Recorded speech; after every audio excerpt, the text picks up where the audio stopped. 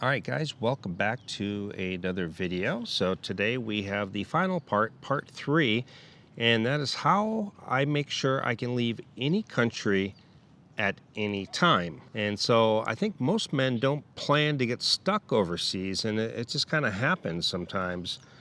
Health issue, political issue, relationship issue, money issues is probably the biggest. And freedom overseas isn't about how cheap life is. It's about how fast you can leave if you need to. And that is what we are going to talk about in part 3 today. Stick around for today's video. I'm tired of waiting here. Same four walls, same fading year. Got these plans stuck in my head. Southeast Asia calling me instead. Bangkok nights in Bali shores. All right, guys. So again, I'm here at the Nairobi Arboretum, taking my morning walk, and I thought this would be a perfect time to do some videos.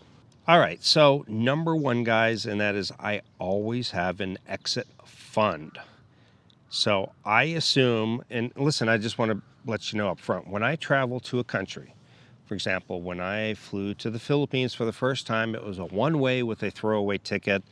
And I would have the strategy of 3 days at a hotel. If I liked it, I'd go find something long-term. If I didn't like it, maybe I would just change cities.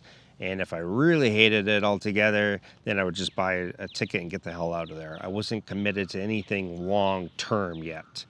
And that is how I've traveled from the beginning, and that is how I travel even now. That's how I traveled when I came to Kenya. I didn't know how long I was going to be here. And listen, I'm enjoying myself, having a good time, and now I'm going into month number 3 here in Kenya. Can you believe that? I can't believe it. But so anyway, that's how I travel. But I always assume that I might need a last-minute flight. I might need private medical care, and I might need to relocate quickly. And so I keep liquid funds, credit available. Again, credit cards I recommend are linked down in the description and the pinned comment.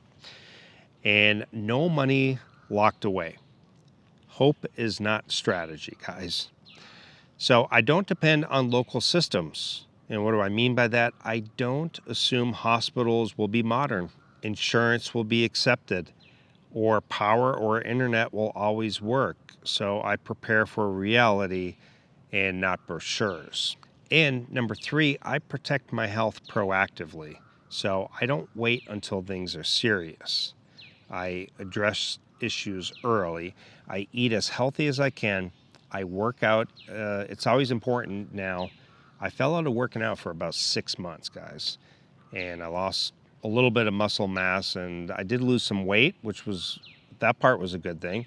But now I want to trying to build the muscles back up. But I picked a location that had a nice gym, and not only a gym, but I have a personal trainer. So for $30 US a month, guys, that includes my gym membership and the personal trainer for unlimited sessions for the entire month. So again, I don't wait until things are serious. I address issues early. I keep medications available. I'm not on any medications, but I take some vitamins and stuff. And I know where quality care exists. And what I mean by that is one of the first things that I actually do when I come to a new place is I do a quick search on what is the best hospital. Where should I go if something happens? Where I'm staying relative to where I'm staying, where is the best place to go? I don't want to have some kind of health issue and be trying to figure out where to go. So I kind of look into that ahead of time. But health problems overseas escalate fast if ignored, guys. So be careful on that. And I do travel with travel medical insurance. There's a link down below.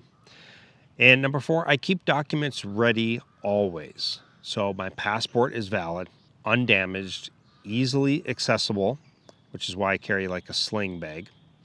And it's the pack-safe one that locks. And I also keep digital backups, guys. Emergency contacts, embassy info, all things I do pre-trip. You don't want to figure this out under stress. So digital copies of your passport, your driver's license, just whatever, you just make digital copies. And I have 2 phones, and then I upload it into Google Google Photos or Google Drive. I also have the Apple the Cloud, so I make sure I keep all that uploaded. And number 5, I pay attention to when it's time to leave. And sometimes I think the smartest move is leaving early. I can't tell you how many foreigners are actually stuck. You wouldn't believe how many foreigners are stuck living overseas. You get these foreigners who are paycheck to paycheck. And so you come overseas with that same lifestyle, paycheck to paycheck. And instead of lower expenses here, well, they just up their spending. So anyway, it's still check to check. And anyway, they can never leave. They don't have an emergency fund. They don't have the money to start themselves back up in their home country again. They've already sold everything. They don't have enough money for startup again. So they're kind of stuck. Yeah, I run into them all the time. But I watch for declining healthcare, rising instability. You know, if a country became unstable, I would get out quickly. Constant stress. If a country is stressing me out, the Philippines started to stress me out. And that is why I left. And if I'm asking myself, should I go, then I guess the answer is usually yes. I always think that with anything. If you have to question, like, for example, a relationship, God, should I stay in this relationship? I think you've already answered your own question, right? Same with a lot of things in life. Number 6, I don't tie my identity to a place. So I enjoy countries. I don't anchor my identity to them. I think that mindset makes leaving easier, emotionally, financially, and logistically. Freedom comes from detachment. And that's the one thing I like about myself, actually. I can detach myself quite easily. I think the military actually got me used to that. You know, you'd meet you become friends with, you know, a bunch of great people from your company, like at a certain base. And then you get orders and you got to go to a new place, or your friends get orders and they have to go off to someplace. So you're being uprooted. You never can get too comfortable.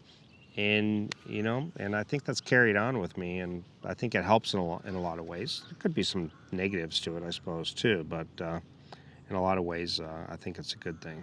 So anyway, guys, this whole series, it wasn't about fear. It was about control, money control, relationship control, health and exit control. And so that's how you travel calmly. That's how you can live overseas long term. And if this series helped you guys, I would appreciate that like, the subscribe, and comment. And I'll be seeing you guys in the next one. But again, all the things I've talked about today, a lot of that stuff can be found in the description, pinned comment, useful links. And also, if you haven't checked out my website, go to GIOINTHEPHILIPPINES.net. You can find more information, all my travel gear that I recommend that I personally use. And if you need even further help, I do one-on-one consultations. You can book one on my website, GIOINTHEPHILIPPINES.net. Guys, I appreciate you hanging with me on this 3-part series. Again, this is Nairobi Arboretum. And the paths are all over. And this is called the center, the Arboretum Center or something. So it's just like a wooded center area with a bunch of park benches. And so that's kind of what I did. So if you'll excuse me now, I'm going to go get my 10,000 steps. I got my music in my ears here. I know I wasn't listening to music while I was doing the videos, but yeah, it's beautiful. Beautiful, beautiful, beautiful. And nice weather. That is another thing that's really enticed me about Nairobi, Kenya, is the weather. I mean, it's so beautiful. Look at these beautiful trees over here.